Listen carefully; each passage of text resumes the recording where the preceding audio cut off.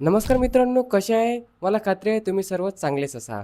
तर परत तुमच्याकरिता घेऊन आलो एक जबरदस्त डिझायनिंग ट्युटोरियल. आता यामध्ये आपण डिझाईन तर तयार करणार आहे, पण त्या डिझाईनच्या रिलेटेड आपल्याला काही ग्राफिक डिझाईन प्रिन्सिपलसुद्धा समजून घ्यायचे आहे. म्हणून व्हिडिओ शेवटपर्यंत पूर्ण बघा. आवडल्यास लाईक करा आणि चॅनलला सबस्क्राईब तर तुम्ही करालच. तर मित्रांनो, कोरोडो ओपन केल्यानंतर कंट्रोल एन करून नवीन डॉक्युमेंट क्रिएट करायचा. अगोदर डॉक्युमेंटचं टायटल देऊन द्यायचं. त्यानंतर डायमेन्शनमध्ये तुम्हाला युनिट इंचेस ठेवायचं आहे. याची विड्थ तुम्हाला 4 ठेवायची आहे. हाईट याची 5 ठेवायची आहे आणि ओकेवरती क्लिक करून डॉक्युमेंट क्रिएट करून घ्यायचं आहे. डॉक्युमेंट क्रिएट केल्यानंतर आपल्याला काय करायचं आहे, पेजला सेट करायचं आहे. सेट करण्यासाठी इथे झूम लेअरवरती क्लिक करायचं आणि 280 ऑप्शनवरती क्लिक करायचं. तुमचं पेज अशा प्रकारे सेट होऊन जाईल. आता मी काय केलं, ते ऑलरेडी पेज क्रिएट केलं आहे. आणि जर तुम्हाला एकाच फाईलमध्ये आणखी पण पेजेस ॲड करायचे असतील तर या प्लसच्या आयकॉनवरती क्लिक करायचं. तुम्ही यामध्ये मल्टिपल म्हणजे आणखी पण पेज ॲड करू शकता. यामध्येच मी अगोदर डिझाईन केली आहे. आता ही मी डिझाईन केलेली आहे, यामध्येच तुम्हाला काही मला अगोदर प्रिन्सिपल समजून सांगायचे आहे. कारण आतापर्यंत फक्त आपण डिझाईन क्रिएट करत आलो. पण जेव्हा कधी तुम्ही स्वतःहून डिझाईन क्रिएट कराल तर तुम्हाला काही प्रॉब्लेम फेस करावे लागतात. तुम्हाला त्यामध्ये अलाइनमेंट कशी घ्यायची, फंट कसे घ्यायचे, कलर कसे घ्यायचे, त्याची टायपोग्राफिक हेराची कशी ठेवायची हे अगोदर समजून घ्यायचं आहे. तेव्हाच कुठं तुम्ही एक प्रोफेशनल डिझाईन तयार करू शकता. म्हणून येणाऱ्या प्रत्येक व्हिडिओमध्ये आपण डिझाईन तर क्रिएट करू, पण त्याचबरोबर प्रिन्सिपलच्या सहाऱ्याने आपल्याला ते डिझाईन फॉलो करायचे आहे, म्हणजे क्रिएट करायचे आहे. तर आता ही डिझाईन तुम्हाला रिअल इस्टेटची डिझाईन दिसत आहे आणि एकदम प्रीमियम आणि प्रोफेशनल डिझाईन दिसत आहे. यामागचं कारण काय आहे की मी ग्राफिक डिझाईन प्रिन्सिपल यामध्ये प्रॉपरली फॉलो केले आहे आणि हेच डिझाईन प्रिन्सिपल आपल्याला पण आता फॉलो करायचे आहे. आता यामध्ये सर्वात पहिला प्रिन्सिपल पाहायचा आहे तो आहे आपल्याला इथे टायपोग्राफिक हेरार्ची. याला जर इंग्लिशमध्ये समजून घ्यायचं असेल डेफिनेशन, तर refer to the level of priority or importance. पण मित्रांनो, आपलं चॅनल मराठी आहे म्हणून आपल्याला मराठीमध्ये समजून घ्यावं लागेल. तर टायपोग्राफिक हेरार्ची म्हणजे डिझाईनमध्ये टेक्स्ट कसा महत्त्वानुसार मांडला जातो, जेणेकरून वाचणाऱ्याला कोणती माहिती आधी वाचावी हे लगेच समजते. आय होप तुम्हाला या डेफिनेशनवरून समजलं असेल, पण मी तुम्हाला आणखी पण डेप्थमध्ये थोडंसं समजून सांगतो. आता यामध्ये काय केलं आहे, मी अशा प्रकारे टेक्स्ट घेतला आहे. पण जेव्हा कधी व्ह्यूवर डिझाईन पाहिजे, सर्वात अगोदर त्याची नजर या मॉडर्न लिव्हिंग फॉर यू टेक्स्टवरती जाऊ. कारण याच टेक्स्टला मला सर्वात अगोदर दाखवायचं आहे. यालाच म्हणतात टायपोग्राफी हेरायची. आणि या टेक्स्ट पाहिल्यानंतर बाकीचे तो काय होईल, एक एक करून बाकीचे टेक्स्ट पाहिल, त्यालाच आपल्याला प्रिऑरिटी म्हटलं जाते. म्हणजे सर्वात अगोदर कोणतं टेक्स्ट पाहायचं, त्यानंतर कोणतं टेक्स्ट दिसलं पाहिजे, त्यानंतर कोणतं. अशा प्रकारे आपल्याला टेक्स्टला अरेंज करायचं आहे. आणि हे सर्व डिपेंड असते तुमच्या टेक्स्टच्या साईजवर, तुमच्या टेक्स्टच्या वेटवर आणि स्पेसिंग असेल, कलर असेल, यावर डिपेंड राहते. आता समजा तुम्ही टायपोग्राफिक हेराची फॉलो केली नाही. आता मी याची काय करतो, अशा प्रकारे साईज कमी करतो आणि याची साईज वाढवतो. तेव्हा काय होईल, व्ह्यूअरला समजेल नाही की कोणतं अगोदर टेक्स्ट वाचावं, हे वाचायचं की हे वाचायचं. त्याकरिता टायपोग्राफिक हेराची प्रॉपरली फॉलो करायला पाहिजे. तेव्हाच पुढं तुमचं टेक्स्ट इझी टू रीडेबल राहील. आय होप तुम्हाला पहिला प्रिन्सिपल इथे समजला असेल. त्यानंतर फंट. आता या डिझाईनमध्ये आपण 2 फंट वापरले आहे. एक वापरला आहे इंटर आणि दुसरा वापरलेला आहे इथे पॉपिन्स. आणि कोणते डिझाईन तयार करत असताना आपल्या मित्रांनो फक्त 2च फंट यूज करायचे. त्यामुळे तुमची डिझाईन चांगली दिसेल आणि प्रोफेशनल त्याला लूक येईल. आता समजा इथे आपण काय केलं आहे, 2च फंट यूज केले आहे. त्यामुळे आपली डिझाईन तर चांगली दिसतच आहे. पण यामध्ये मी हेच का फंट वापरले आहे ते पण तुम्हाला समजून घ्यावं लागेल. कारण इथे मी रिअल इस्टेटची डिझाईन केली आहे आणि यामध्ये आपल्याला सिंपल आहे की सिंपलच फंट आपल्याला यामध्ये यूज करावं लागेल. समजा आता हे टेक्स्ट आहे. या टेक्स्टला मी इथे अशा प्रकारे एक वेगळा फंट देऊन दिला. ग्रेट वाईबचा एक फंट दिला. तर जेव्हा कधी एखादा व्ह्यूवर डिझाईन पाहिजे, तो डायरेक्ट डिझाईन स्किप करून देईल आणि त्याला या डिझाईनवरती थोडंफार काहीच ट्रस्ट येणार नाही.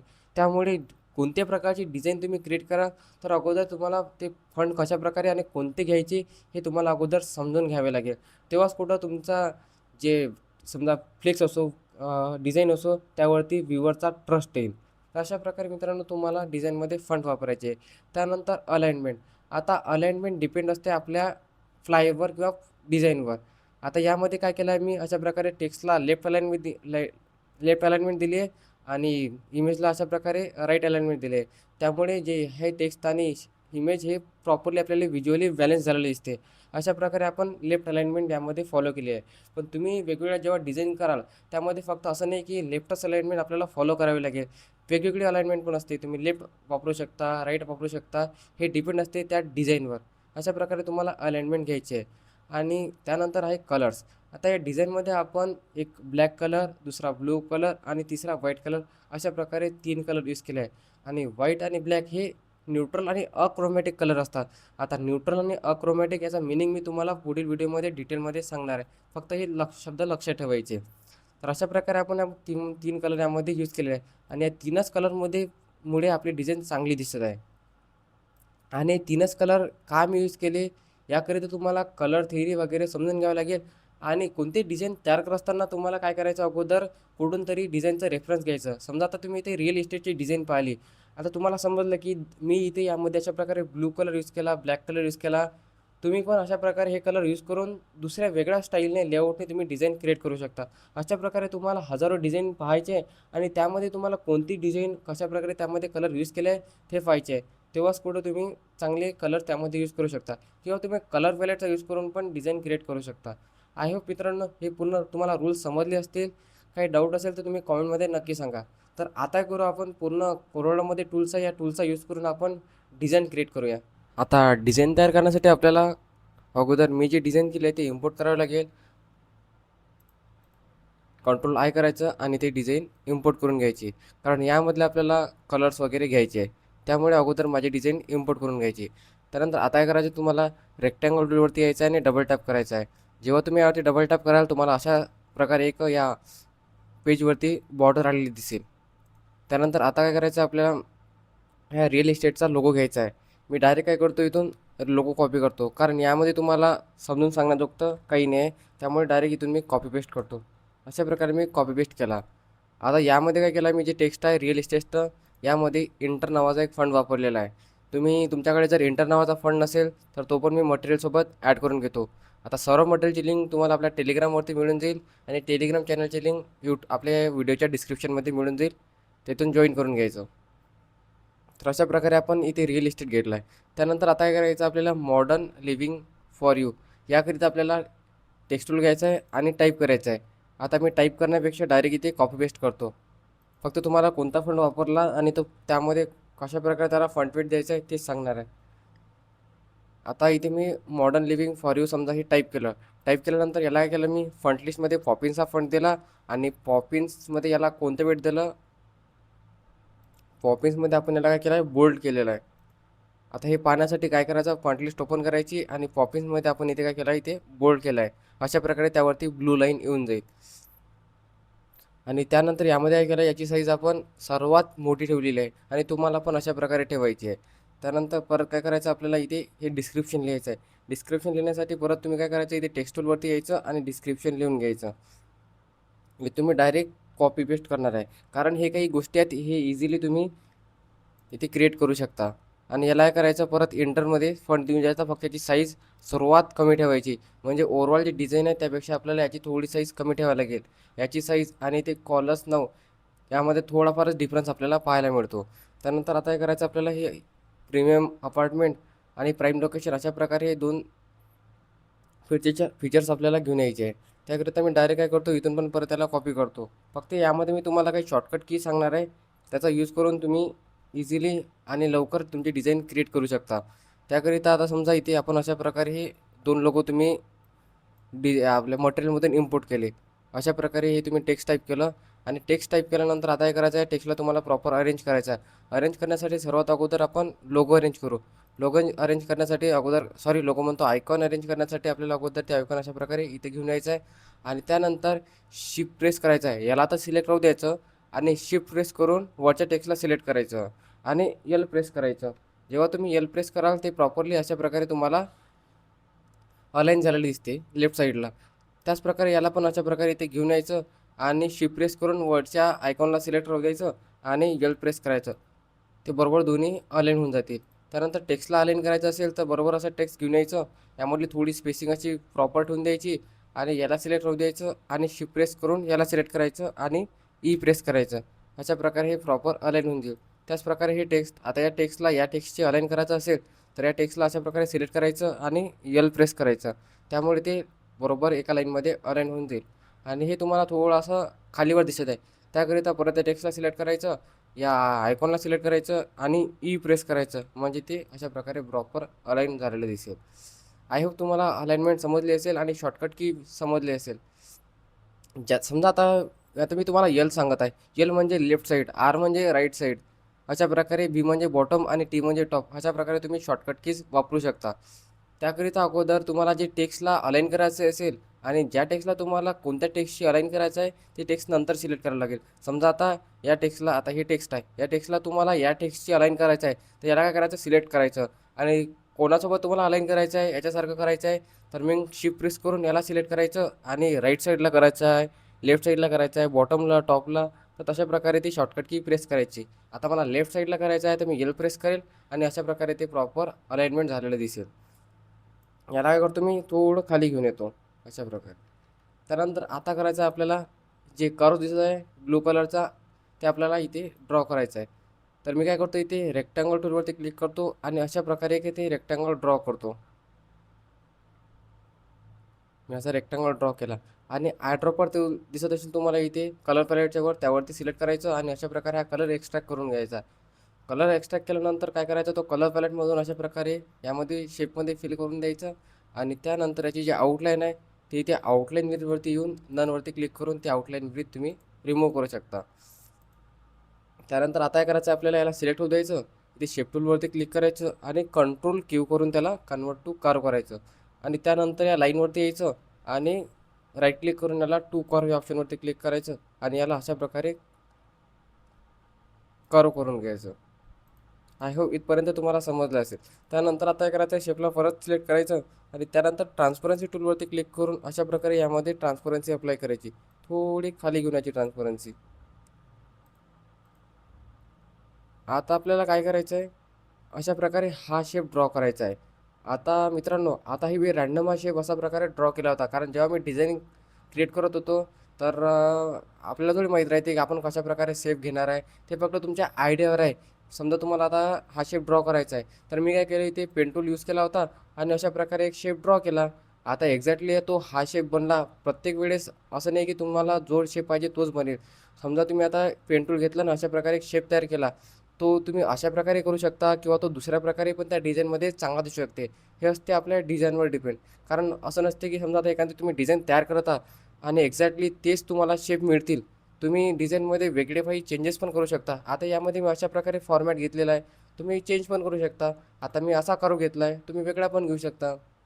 हे आपल्या स्किलवर अवलंबून असते. तर आता काय करतो मी इथे पेन टूलवरती क्लिक करून तो शेप आपण ड्रॉ करू. शेप ड्रॉ करण्यासाठी मी इथे पेन टूल घेतला आणि त्यानंतर या शेपला काय करू आपण ट्रेस करू कारण मी डायरेक्ट हा शेप ड्रॉ करणार आहे. इथे मी एक पॉईंट देतो आणि त्यानंतर अशा प्रकारे इथे एक पॉईंट देतो आणि त्यानंतर इथे एक पॉईंट देतो आणि अशा प्रकारे इथे एक पॉईंट देतो. हा आपला एक शेप तयार होऊन जाईल. आता या शेपला आपल्याला काय करायचं आहे कर्व करायचा आहे. कर्व करण्यासाठी अगोदर याची आपण आउटलाईन आहे ते आपण व्हाईट कलरची घेऊन घेऊ कारण ते प्रॉपर आपल्याला दिसेल. त्यानंतर शेप टूलवरती क्लिक करायचं आहे आणि या लाईनवरती यायचं आहे आणि राईट क्लिक करून याला टू कर्व या ऑप्शनवरती क्लिक करायचं आहे आणि परत याला करायचं अशा प्रकारे त्या जी तुम्हाला या कर्वची हे दिसत आहे बॉर्डर दिसत आहे बॉर्डरवरती तुम्हाला याला ॲडजस्ट करून घ्यायचं आहे. आता अशा प्रकारे ॲडजस्ट केल्यानंतर आता काय करायचं आपल्याला या पॉईंटवरती क्लिक करायचं आहे आणि जे तुम्हाला हे ॲरो दिसत आहे या ॲरोच्या सहाऱ्याने तुम्ही ॲडजस्ट करू शकता. अशा प्रकारे तुम्ही याला ॲडजस्ट करू शकता. आता मी अशा प्रकारे शेप घेतला आहे. तुम्ही जर बिगिनर लेवल डिझायनर असाल तर तुम्ही काय करायचं ट्राय करून पाहायचं की आणखी पण आपण वेगळा शेप घेऊन क्रिएट करू शकतो का आणि तो आपल्या डिझाईनमध्ये चांगला दिसते का.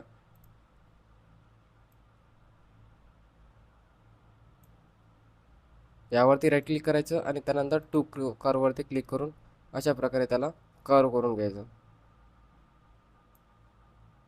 या नोटवरती क्लिक करायचं आणि याला पण अशा प्रकारे काय करून टाकायचं थोडं कर्व करून टाकायचं. आता इथे आपला परफेक्टली शेप ड्रॉ झालेला आहे.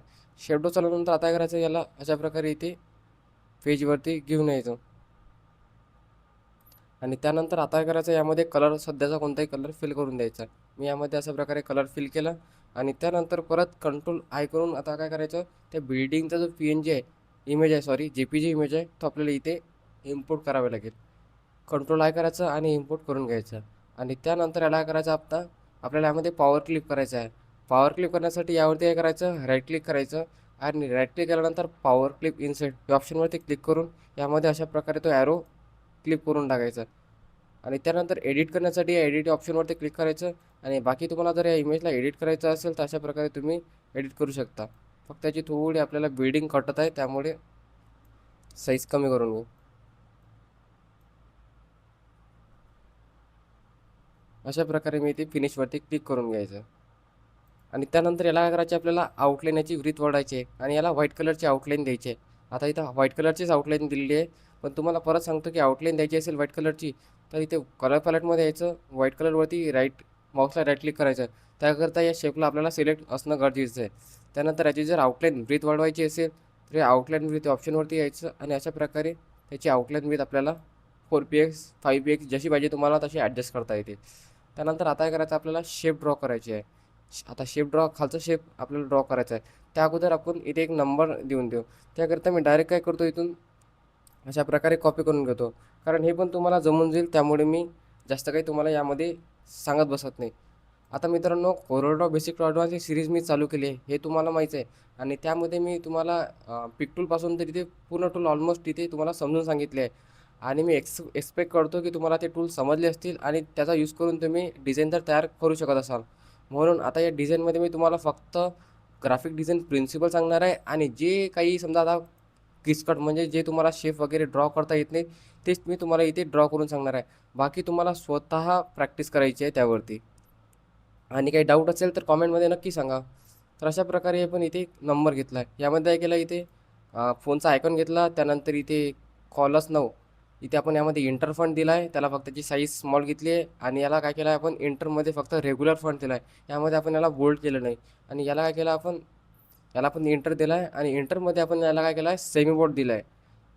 आता सेमी बोल्ड पाहण्यासाठी काय करायचं, वेट ते इंटरवरती यायचं आणि इथे तुम्हाला दिसत असेल सेमी बोल्ड, इथे मी सेमी बोल्ड दिलेला आहे.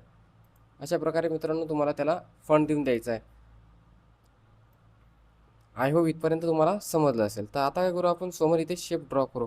ड्रॉ करण्यासाठी आपल्याला काय करावं लागेल, परत इथे रेक्टँगल टूलवरती यायचं आणि अशा प्रकारे एक रेक्टँगल ड्रॉ करून घ्यायचा. आता रेक्टँगल ड्रॉ केल्याने अशा प्रकारे शेप क्रिएट करता येतो का, तर करता येतो मित्रांनो. तुम्ही रेक्टँगल घेऊ शकता किंवा पेन टूलच्या सहाऱ्याने पण इथे शेप ड्रॉ करू शकता. मी इथे रेक्टँगल घेतलं. त्यानंतर काय करायचं, इथे ॲड्रॉपरवरती क्लिक करायचं आणि त्यानंतर अशा प्रकारे इथे या कलरवरती क्लिक करून एक्स्ट्रॅक्ट करून घ्यायचा आहे. आणि या शेपला सिलेक्ट होऊ द्यायचं आणि या कलरवरती क्लिक करून त्यामध्ये तो कलर फिल करायचा.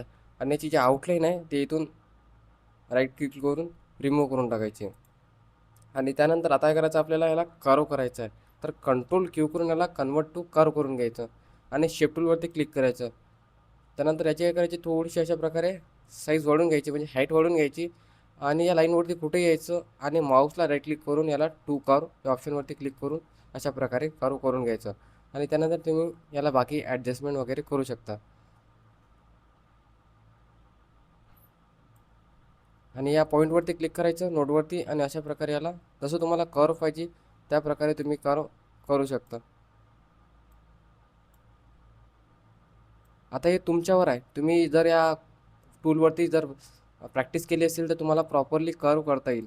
नाहीतर तुम्हाला थोडं त्यावरती जास्त प्रॅक्टिस करावं लागेल, तेव्हाच कुठं तुम्ही ते कर्व करू शकता. याला करायचं, आपल्याला ब्रिंग टू फ्रंट करायचं आहे. त्याकरिता तुमची नमची की आहे, नमलॉक की तुम्हाला अनलॉक करावं लागेल. आणि त्यानंतर कंट्रोल प्लस होम करून याला ब्रिंग टू फ्रंट अशा प्रकारे आपल्याला आणता येते. आता यामध्ये तुम्हाला एक असा शेप दिसत आहे आणि एक दुसरा शेप दिसत आहे. त्याकरिता आपण काय करू, याचा कंट्रोल डी करून डुप्लिकेट करून घेऊ आणि त्याला यामध्ये आपण वेगळा कलर फिल करू. वेगळा कलर फिल करण्यासाठी परत यावरती क्लिक केलं मी, अशा प्रकारे कलर एक्स्ट्रॅक्ट केला आणि यामध्ये आपण अशा प्रकारे फिल करू.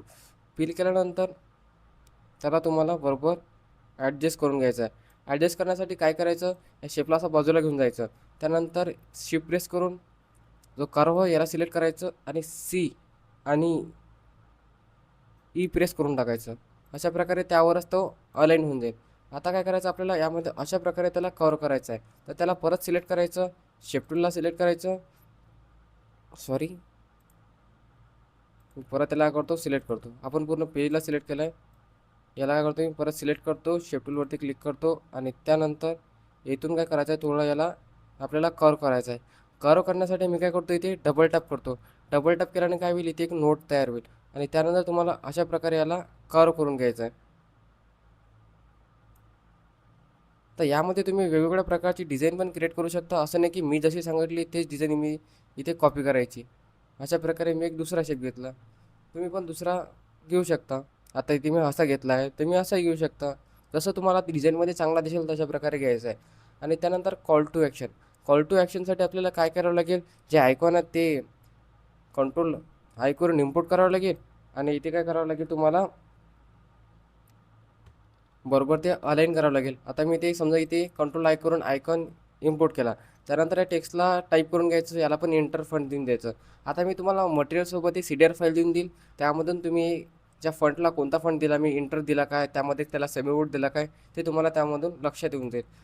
आणि त्यानंतर याला अलाइनमेंट करायचं असेल तर काय करायचं, या टेक्स्टला सिलेक्ट करू द्यायचं आणि शिफ्ट प्रेस करून याला सिलेक्ट करायचं आणि ई प्रेस करायचं. बरोबर टेक्स्ट आणि ते आयकॉन बरोबर आपल्याला अलाइन झालेले दिसते.